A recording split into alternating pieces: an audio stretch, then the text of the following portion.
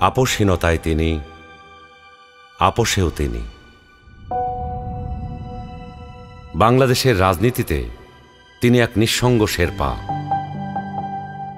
এরশাদের স্বৈরশাসনের বিরুদ্ধে সদ্য রাজনীতিতে এসে তিনি গণতন্ত্রের প্রশ্নে অবিস্মরণীয় ভূমিকা রেখে ভূষিত হলেন আপোষহীন নেতৃত্বে। 2007-এর 1/11-এর দুঃশাসনের কালেও আপোষহীন রইলেন। নিজের এবং সন্তানদের নিরাপদ জীবনের প্রতিশ্রুতির বিনিময়ে গণতন্ত্রহীনতাকে মেনে নিলেন না। ফ্যাসিস্ট হাসিনার আমলে বিদেশ থেকে ফিরে এসে মিথ্যা মামলা মোকাবেলা করে জেলে চলে গেলেন।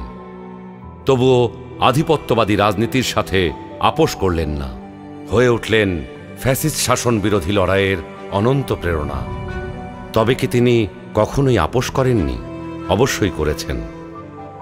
দেশের বৃহত্তর স্বার্থে অনেক গুরুত্বপূর্ণ মুহূর্তে উনি এমন সব বিষয়ে আপোষ করেছেন যেটা না করলে কেবল গণতন্ত্র নয়, বাংলাদেশের স্বাধীনতা সার্বভৌমত্বই বিপন্ন হয়ে পড়ত। 91 সালে তার পছন্দের প্রেসিডেন্সিয়াল পদ্ধতি ছেড়ে সংসদীয় পদ্ধতিতে চলে গেলেন বৃহত্তর রাজনৈতিক সমঝোতার স্বার্থে। বিরোধী দলের দাবির প্রতি শ্রদ্ধা জানাতে 96 সালে নির্বাচন করে অল্প কয়েকদিনের জন্য সংসদ অধিবেশনে বসেন। বসে তত্ত্বাবধায়ক সরকার সংবিধানে যুক্ত করে ক্ষমতা ছেড়ে নির্বাচন দিয়ে বিরোধী দলে গিয়ে বসেন।